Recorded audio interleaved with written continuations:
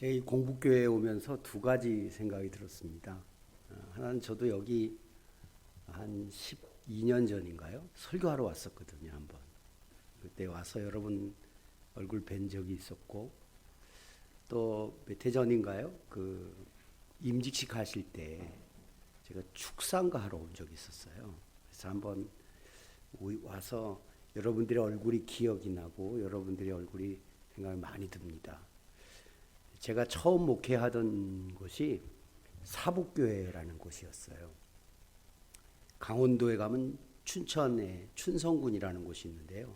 제가 오해를 좀 받은 게 제가 그때 28살에 그 교회를 가게 됐는데 제가 서울에 있는 종로성결교회에 있었거든요. 근데 그때 교인들이 다 울었어요. 왜 그러냐면 탄광촌 가는 줄 알고, 사북이 탄광으로 알려져 있잖아요. 근데 거긴 탄광촌이 아니라 사실은 춘성군이라고 하는 그 춘천 댐 수몰되는 지역에 있었던 교회였습니다.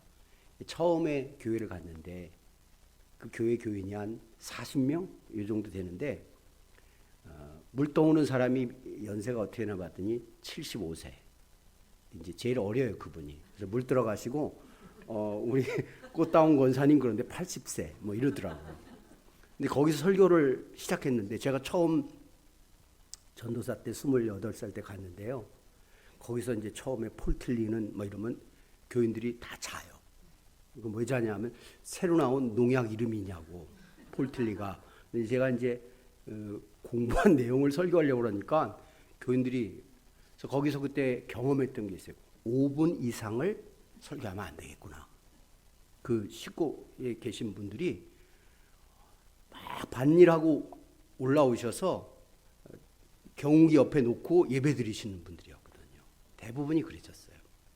그래서 거기서 제가 4년 있으면서 그분들하고 말씀의 은혜를 함께 나누는 시간들을 갖기 시작하면서 농촌에 계셨던 목사님, 그 선교사님, 성도님들에 대한 뜨거운 마음을 제가 갖게 됐었어요. 그때. 그 안에 계셨던 분들에 대한 마음들이 있어서 제가 이제 도시교회에서 목회를 하면서도요, 그 조금 외곽에 있는 교회의 목사님들과 또 후배 목사님들에 대한 생각이 좀 남다릅니다. 저도 거기서 그렇게 4년 동안을 해왔었기 때문에 잘 알거든요.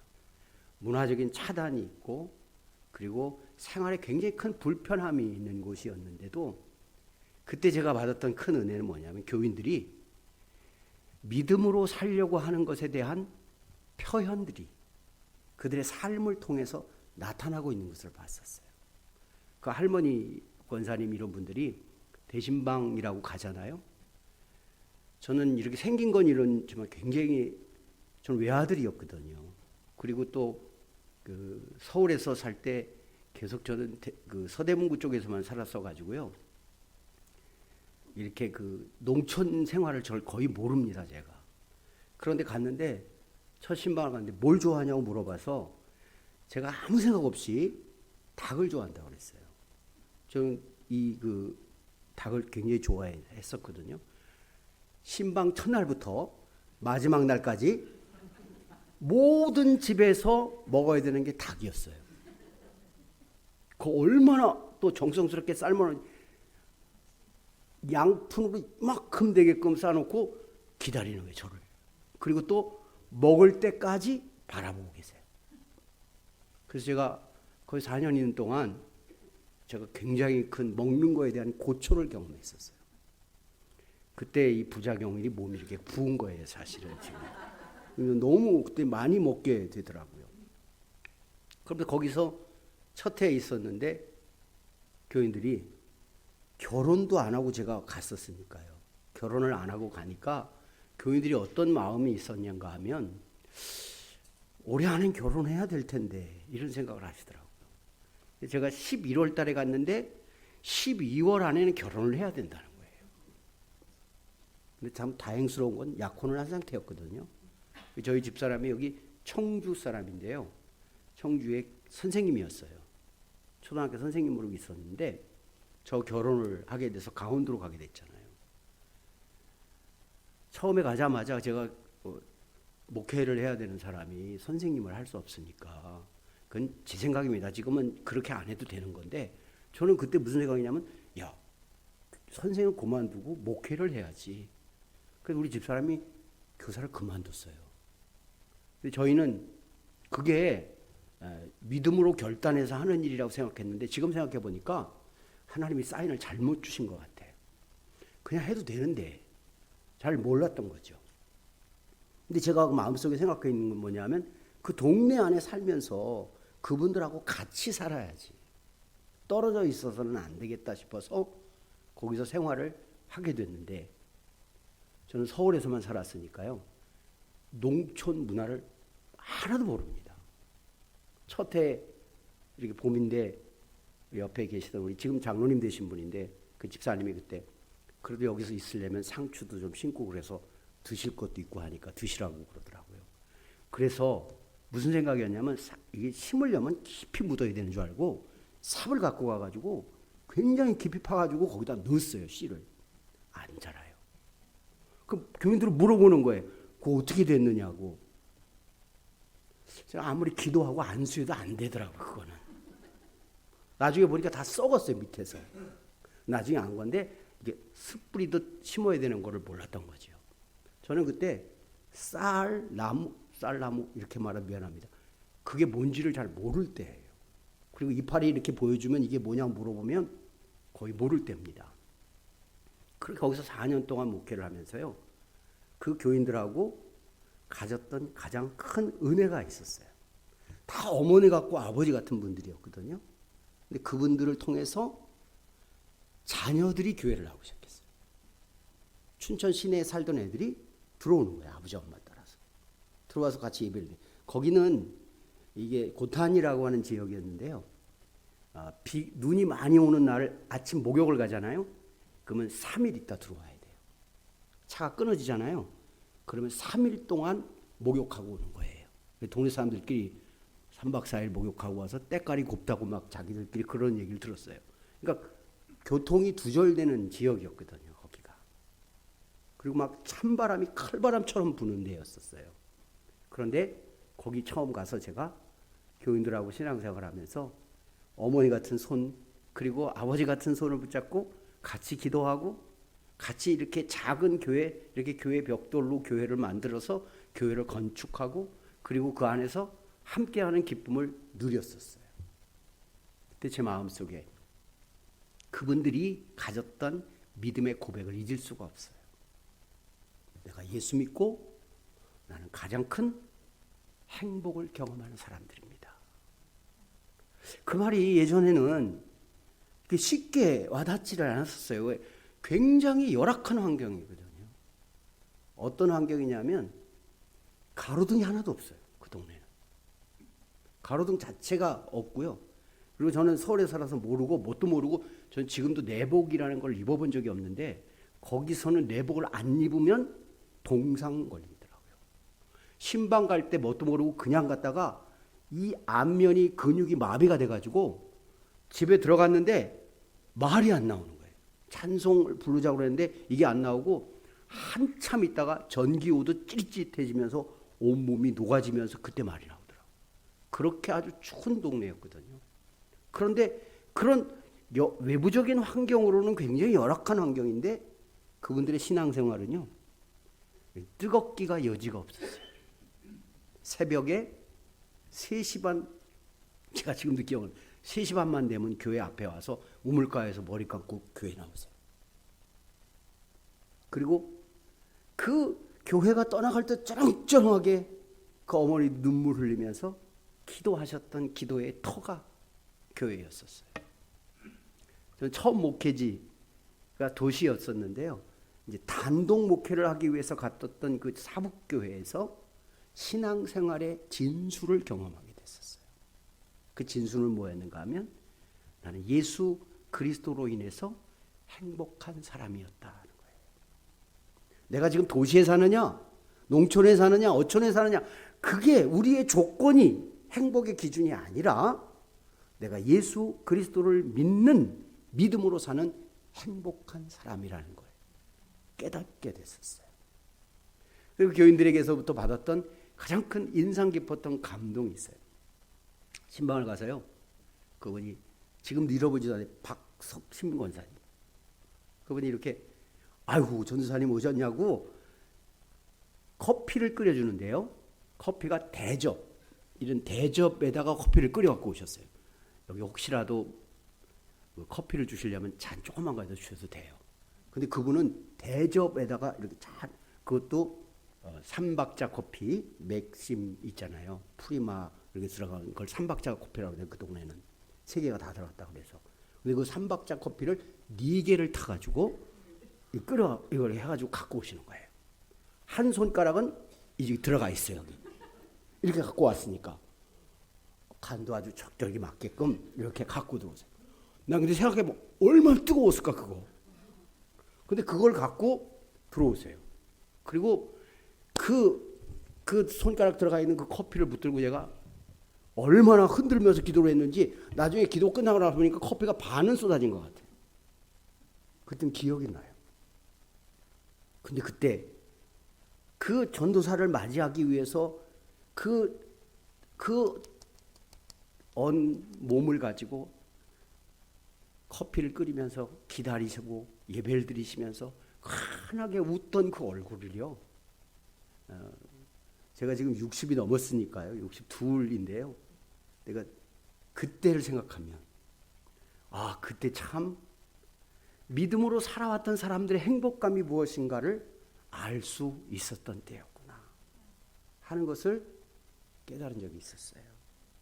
여기 공부교회 오면서요. 그때의 모습이 기억이 났어요. 여러분들의 환경이나 조건이 아니라 주님 믿고 있는 그 행복한 감격이, 그 기쁨이 가득한 공부교회 교인들을 보는 거예요. 저희 동네가 제가 처음 왔을 때는 이게 하천, 그러니까 아까 오 목사님이 하천 쪽 얘기하셨는데, 저 처음에 제가 왔을 때 막 이제 그 동네가 이제 개발이 되기 시작해가지고 와서 보니까 저희 교회가 땅을 사놓은 상태였더라고요. 땅이 있는데 그게 종교 부지인데 작아요. 한 180평밖에 안 되는 그런 작은 부지였어요. 거기 교회를 갔습니다. 근데 교인들이 그때 많지 않았습니다. 그리고 제가 부임하고 나서 교회를 짓는다고 하니까 놀라운 일이 벌어졌어요. 홍해바다가 쫙 갈라지듯이 교인들이 나가는 거예요. 교회 짓는 거에 대한 불편함, 좀 부담스러움이 있으셨나 봐요. 그래서 교인들이 얼마 남질 않았어요. 그렇게 저는 깜짝 놀랐어요. 건축한다고 그랬는데 건축위원장, 건축총무가 그날로 교회를 나갔으니까. 우리는 부담스러워서 못한다는 거예요. 그 이제 제가 이렇게 보니까 우리 교인들이라고 하는 숫자가 청년들도 몇 있고 뭐 몇 명 되지도 않은 숫자의 사람들이 이렇게 모여서 교회를 짓겠다고 모여서 기공 예배를 드렸어요. 딱 그 다음 날부터 뭐가 생각이 되냐면 너무 힘이 드는 거예요. 첫째는 저희들이 가지고 있는 그 헌금이 땅 사고 뭐 하는 것도 외부에서 지원을 받아서 샀던 땅이었기 때문에 아무것도 가지고 있는 게 없었어요. 제대로 준비된 게 없죠. 그리고 융자라는 거를 전 처음 받아봤거든요. 융자를 이렇게 액수를 표현해서 죄송합니다. 그때 3억이라는 액수의 융자를 받은 거예요. 이자가 얼마인지도 모르고 저는 그 경제 개념이 없을 때니까요. 그렇게 해서 처음 이 사역을 시작하게 됐는데 이자 날은 꼬박꼬박 돌아옵니다. 그렇지 교인들의 숫자가 늘지도 않죠. 건축은 했는데 너무 놀라운 거는 매주 비가 오는 거예요. 시작한 건축의 터 위에 비가 계속 오니까 공정이 늦어지는 거예요. 그리고 더 들어가게 되죠. 얼마나 힘들고 어렵던지 제가 생각지도 않은 간치수가 수치가 측정되지 않은 수치만큼 올라가는 거예요. 그 병원에서는 입원해서 요양을 해야 된다고 그러더라고요. 여기 충대병원에 갔는데 처음에 갔는데 그러더라고요. 그래서 제가 병원에서 나오는데 제 뒤통수에 들리는 한 소리가 있었어요. 야, 너 하나님이 주신 행복한 사람이라고 하고 일하는데 네가 하는 게 아니라 내가 하는 거야. 그 말이 제 마음에 확 닿기 시작하는데 저는 제가 하는 줄 알았거든요. 제가 와서 제가 하는 줄 알았는데 하나님이 하신다는 소리를 딱 듣게 되는 순간이요. 아무것도 무섭지 않고요. 아무것도 두렵지 않고요. 주머니에 아무것도 가진 게 없는데요. 그렇게 당당할 수가 없었어요. 어디 가잖아요? 제가 누구에게 손을 벌려본 적이 한 번도 없었어요. 그렇게 이자를 갚아야 되고 뭐 이런 일이 많았는데, 근데 마음에 하나님 그런 담대함을 주시기 시작해서 교회가 지어지고 난 다음에 어떤 일이 벌어졌냐면 저희는 요란하게 전도를 못했어요. 새벽 기도에 사람들이 나오기 시작하더라고요. 외부의 교인들이. 예전에는 새벽 기도 나오는 교인이 80명이면 외부 교인이 3분의 2가 넘었었어요. 우리 교인들은 10명도 안 됐었어요. 꼭 저는 매일 남의 교회 와서 설교하는 것 같았어요. 근데 그분들이 새벽 기도를 나오기 시작하는 분들이 헌금하시고 그분들이 소문을 내주시기 시작하면서 교인들이 늘기 시작했었어요. 그러면서 저희가 생각지도 않았는데 교회가 좁아지기 시작하는 거예요. 막 사람들이 늘어나기 시작했어요. 근데 제가 몸을 그렇게 아픈 경험을 하고 난 다음에 의사를 만나러 갔어요. 의사를 만나러 갔더니 의사가 지난번의 수치와 지금의 수치가 다른데 이유가 있다는 거예요. 그때는 굉장히 바이러스가 몸에서 돌아다니면서 굉장히 크게 영향력을 주고 있었고 지금은 그 바이러스가 없다는 거예요.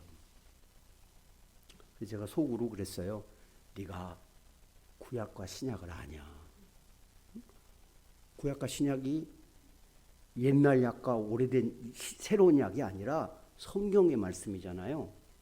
나는 무슨 약을 먹었느냐 하면 구약과 신약을 먹은 사람이기 때문에 그런 약 먹고 나는 것보다 훨씬 든든해. 마음이 평안해지기 시작했었어요. 신앙생활하는 사람이 왜 행복한 줄 아세요? 하나님이 그 마음을 평안케 하시기 때문이에요. 하나님이 그 마음 안에 평안을 주지 않으면요, 조건은 계속해서 사람을 힘들게 해요. 이거 가지고 있으면 이거 갖고 싶고요. 더 나은 것이 만들어지는 것을 추구하지요. 그런데 하나님이 주신 것이 전부라는 사실을 가지고 있는 믿음이 마음속에 충만해지니까요. 두렵거나 무섭거나 염려하지 않게 되더라고요. 그러니까 하나님이 주신 그 행복감이 있기 시작하니까요. 조건이 눈에 안 보이더라고요. 어려운 게 눈에 보이지 않아요. 약한 것이 눈에 보이지 않아요. 도리어 주님이 함께하는 삶을 살고 있다는 사실에 대한 감격이 충만해지기 시작했어요. 그리고 나서요. 교회가 굉장히 숫자도 늘어나게 되고 뭐 이런 재정적인 여유가 많이 생기게 되면서부터 시작할 때 제가 하나 결단한 게 있었어요. 우리는 임직하면 선교사를 하나씩 파송하자, 한 명씩. 저희가 오늘 선교사를 파송해서 파송한 선교사가 4명이고요. 협력 후원한 선교사가 12명입니다. 저희 교회가 그렇게 큰 것이지 않습니다. 그런데 저희들이 경상비의 30% 정도가 선교비로 나갈 정도로 많은 선교를 시작하게 됐어요. 그 출발이 뭐였는가 하면 선교사를 파송하는 거였어요. 여러분 3후원, 2후원, 1후원 아시죠? 1, 2, 3 있는데 3후원이 30만 원 정도의 생활비를 보내드리는 거예요. 그리고 정착비를 100만 원을 보내드리는 거였거든요. 근데 저희들이 막 처음에 시작할 때 선교를 받아야 될 교회였는데 선교하는 교회가 되자고 제가 선포하고 나서부터 선교비를 보내기 시작했어요. 선교사를 후원하기 시작했고 그 선교사를 후원하는 일을 통해서 몽골에, 라오스에, 인도네시아에 선교사를 파송하게 됐어요. 임직을 할 때마다 한 분씩의 선교사님들을 파송하게 됐었어요. 저희가 2년 전에 재파송하는 인도네시아 선교사님을 파송하고 난 다음에 제가 감격스러웠던 경험이 뭐였는가 하면 우리가 전혀 할 수 없다고 여겨졌던 그 일을 하나님이 우리를 통해 하게 하시는 것에 대한 기쁨이 있었어요. 우리가 이런 얘기했어요. 니네 교회가 무슨 뭐 선교사를 파송해. 니네가 할 수 있는 거나 제대로 해. 그런 얘기를 많이 들었었거든요. 그런데 제 마음속에 이런 담대함이 있어요. 이게 내가 하는 게 아니라 하나님이 하게 하시면 무엇이든지 할 수 있지. 어떤 일이든지 할 수 있지.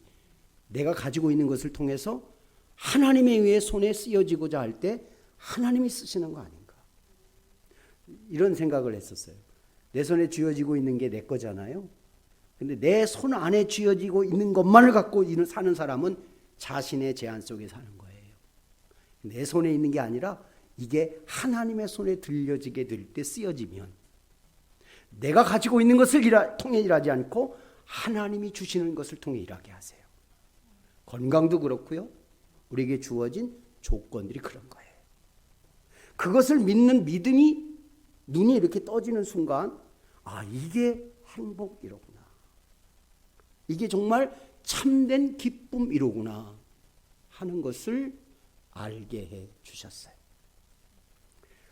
제가 인도네시아에 저희가 2년 전에 건축을 했습니다.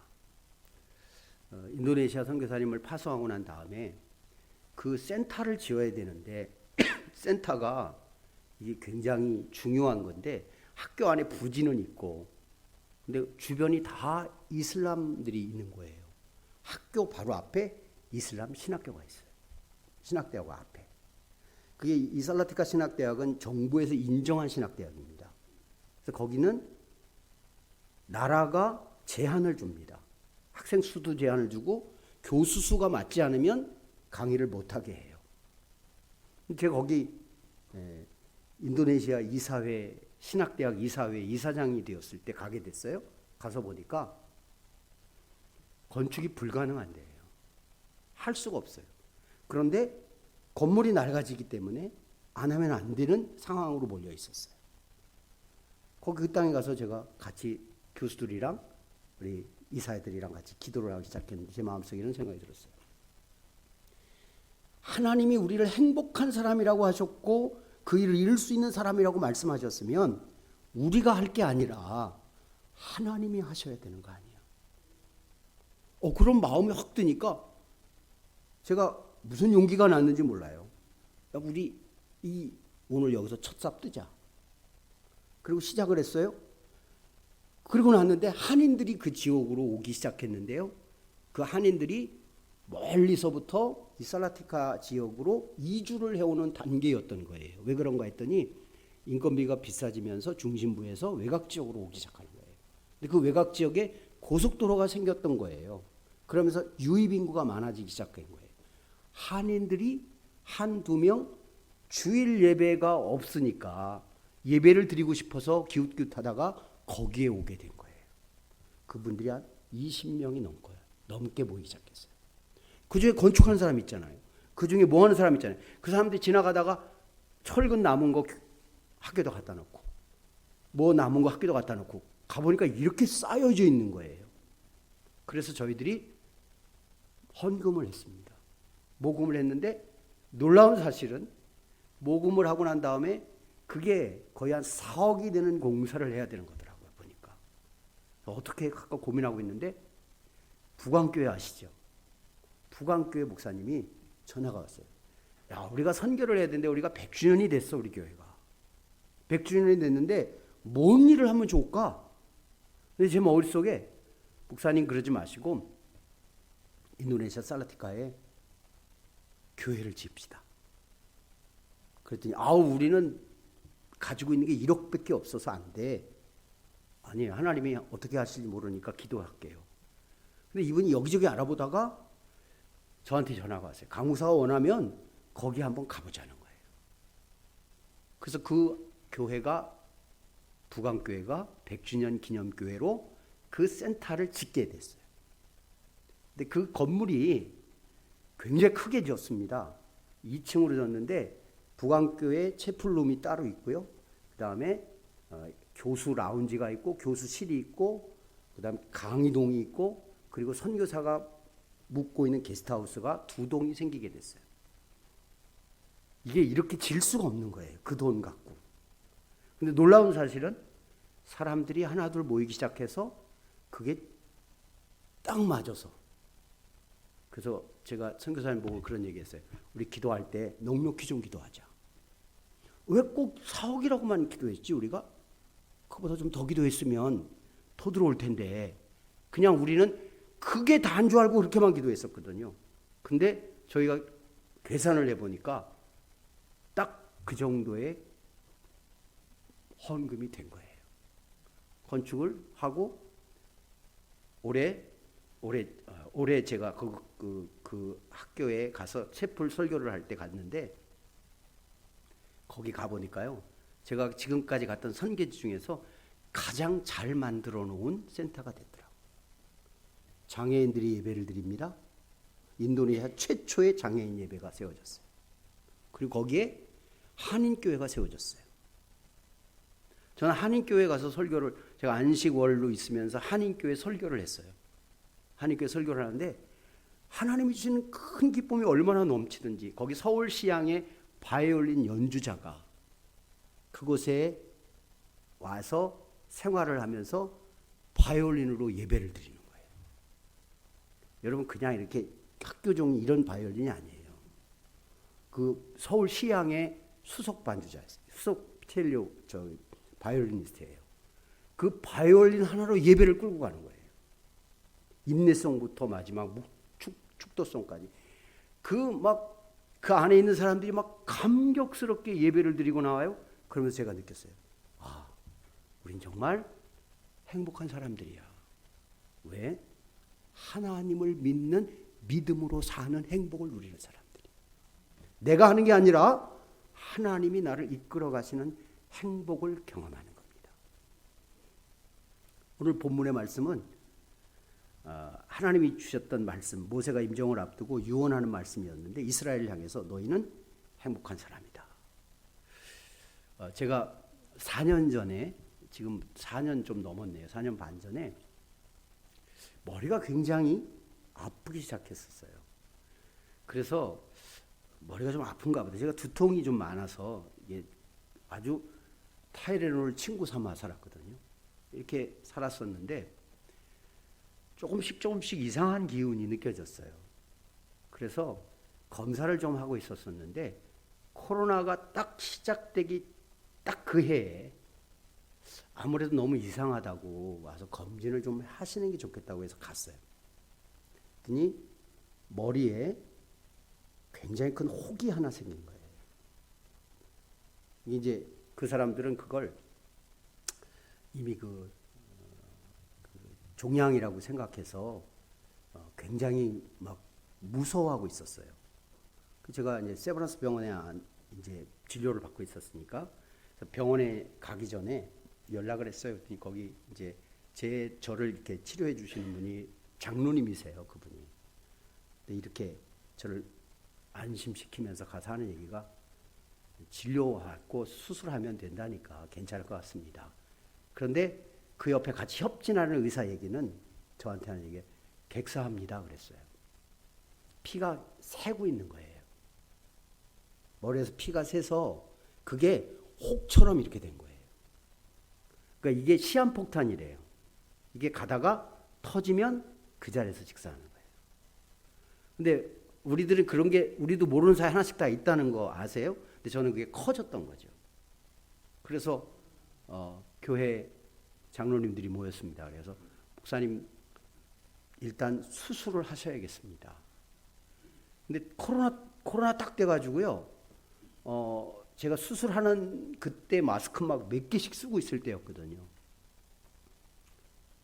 세브란스 병원에 그 진료할 때 수술 날짜가 넉넉해져서 제가 수술 날짜를 골라서 수술을 하게 됐어요. 하루 종일 수술을 했거든요. 여기 유도제를 차고 이렇게 머리를 수술하기 때문에 개두를 했어요. 그래서 우리 교인들끼리 목사님 힘들게 하지 마. 뚜껑 열린 사람이야. 교인들끼리는 그렇게 얘기를 해요. 머리를 열고 수술을 했어요. 그런데 그 수술이 얼마나 위험한 수술이었냐면 신경과 우리가 가지고 있는 그 시신경과 그리고 암 기능력, 운동 능력을 건드리고 가야 되는 거예요. 가운데 있으니까. 이 겉에 있는 거는 금방 수술이 되는데 그래서 개두를 하고 거의 하루 종일 수술을 하면서 유도제를 차고 수술을 해서 그 유도된 따라서 수술을 했어요.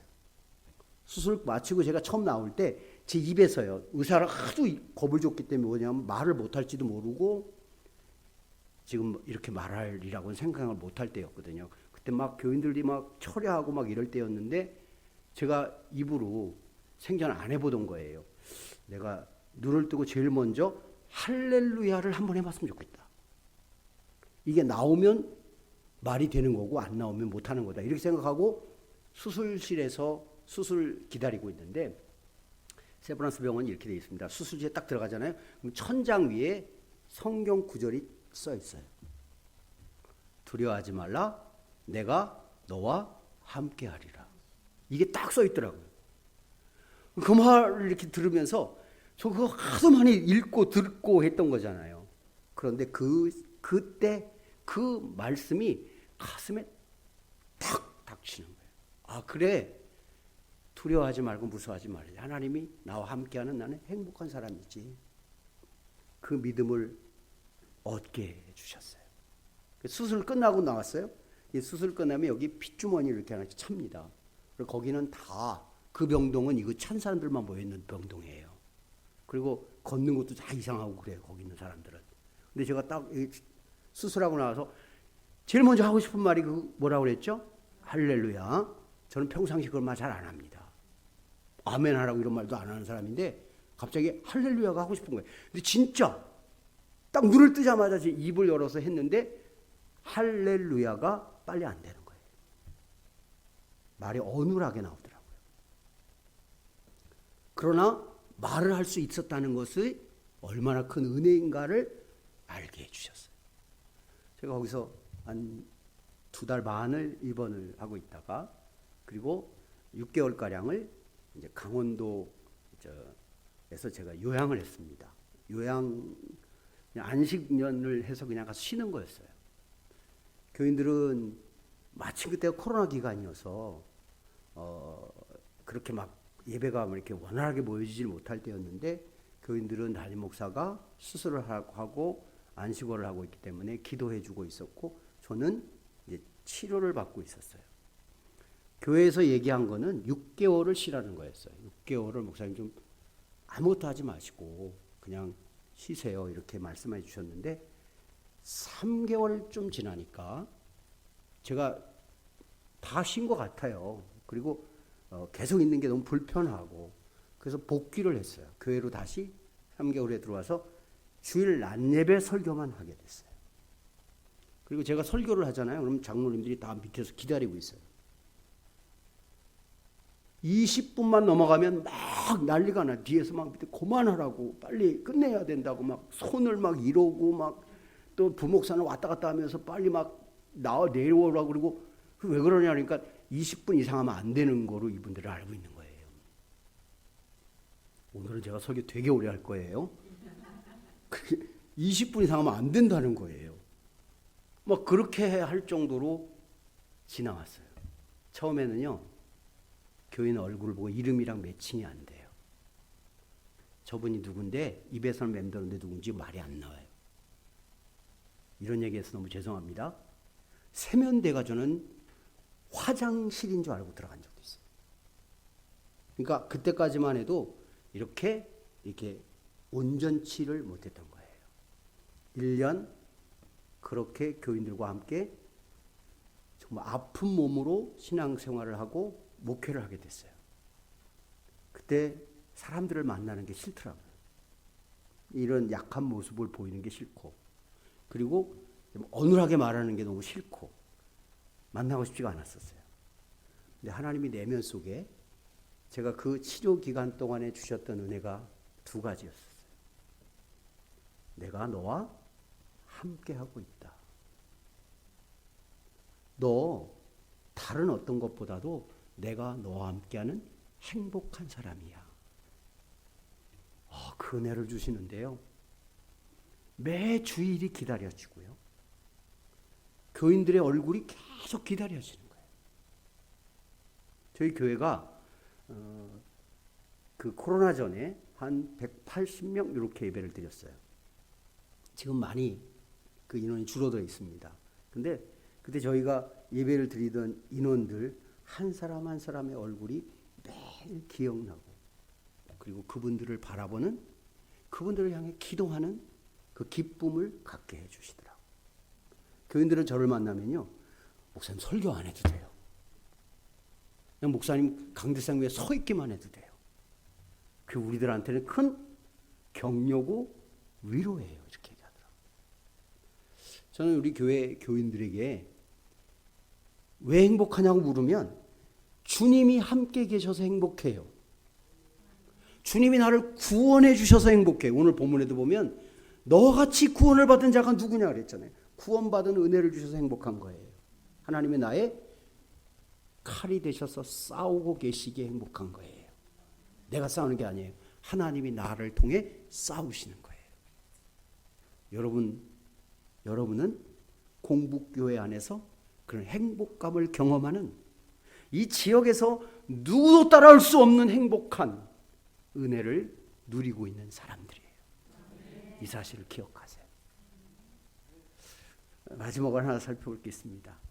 하나님 우리에게 주셨던, 하나님이 우리를 돕는 방패로 지키시는 하나님인데, 그 하나님 우리에게 반드시 하나님이 주실 영광을 드러내게 하실 자들이에요.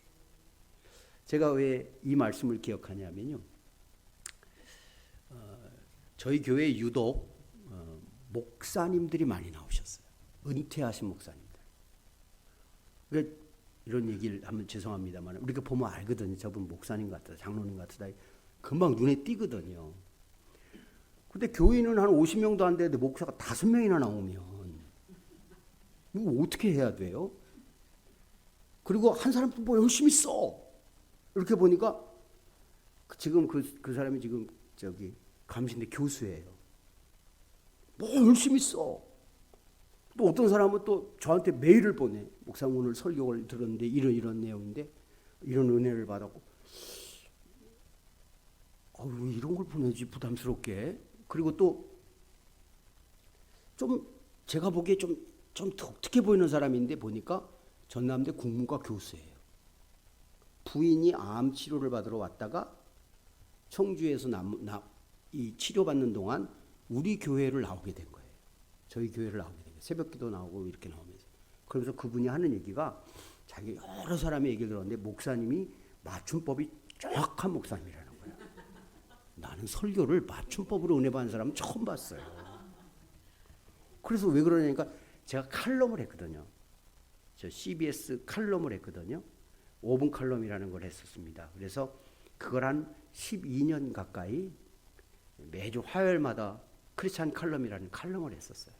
그러면 이제 그게 활자로도 나오고 방송으로도 나오고 그리고 CTS 방송에도 나오고 뭐 이러다 보니까 이제 알게 되는 사람들이 있었잖아요. 근데 그분이 이러더니 목사님이 발음이 제일 명확한 분이라고 하더라고요. 저보고 할 줄 알았는데 그거에 이렇게 칭찬해 주니까 그게 굉장히 마음에 뿌듯함이 있더라고요. 우리 교인들은 대한민국에서 제가 설교를 제일 잘하는 줄 알아요. 믿거나 말거나. 우리 교인들이 그렇게 생각해요. 우리 교인들은 그런 마음을 갖고 있어요. 그리고 무슨 얘기 나오잖아요. 야, 우리 목사 같은 사람이 어디 있어?